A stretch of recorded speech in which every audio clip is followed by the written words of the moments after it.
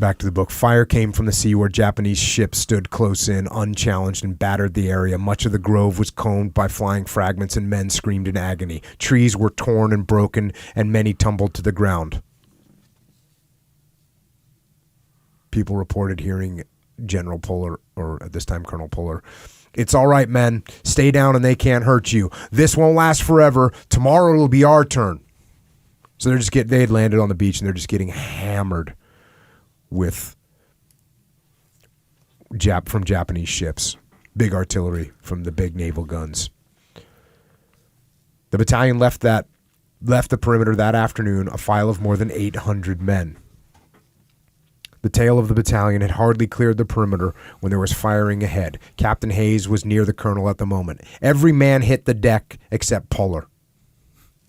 We dived for the growth beside the trail, but he walked up and down the line talking as if he were on parade. He told us it was all right and this was nothing to worry about, just small stuff. We began to get up again.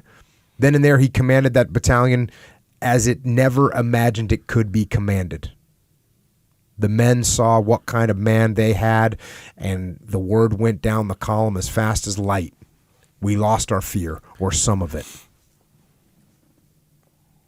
On a grassy knoll above the tangle where the night's bivouac was planned, the column met an ambush.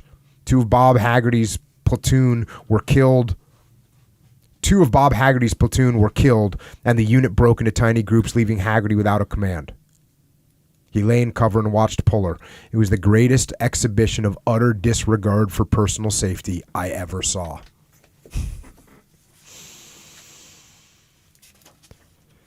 He definitely, like I said, whatever that officer was in Haiti that told him don't show fear under fire, he took that one to the bank.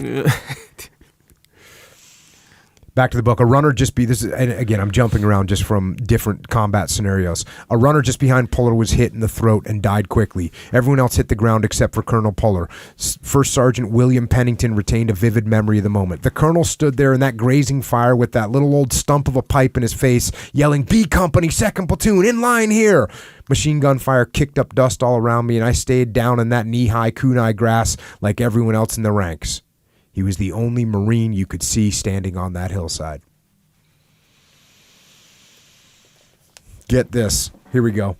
A grenade fell near the old man, no more than 8 yards away. Captain Zach Cox estimated. But Puller turned when he saw A Company scatter and yelled, "Oh, that damn thing ain't going off." It helped to steady the men. The grenade was a dud. Yeah.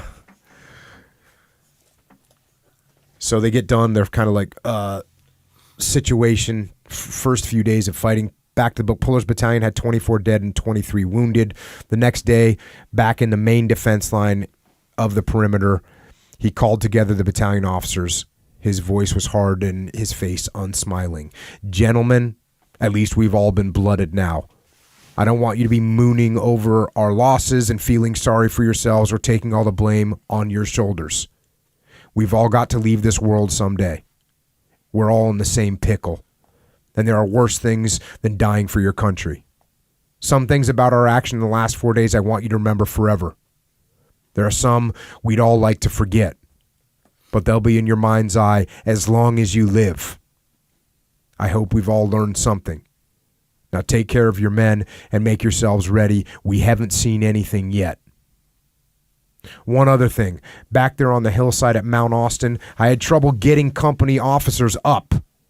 I hope you saw that cost us casualties. Never do I want to see that again in my command. I want to see officers leading.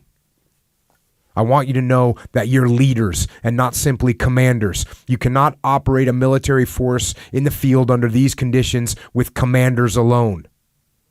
Civilians wouldn't know what I was talking about, but you found out now that it's true. There aren't many qualities in a man, but one that is absolutely necessary in an infantry leader is stark courage. Give that idea to your men in your own way. Don't worry over the things that are done that we can no longer help. Concentrate on building a better combat unit because that's the best hope of all of us surviving.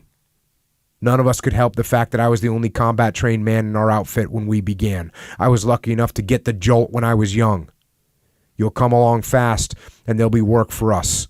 Let's be ready when our time comes. Yeah, that's. I haven't really heard that point, but you hear people talk about leaders and managers. Yeah. And I've worked with companies, and it's a good sentiment, right? Yeah. Hey, our leaders are leaders. They're not managers. Yeah.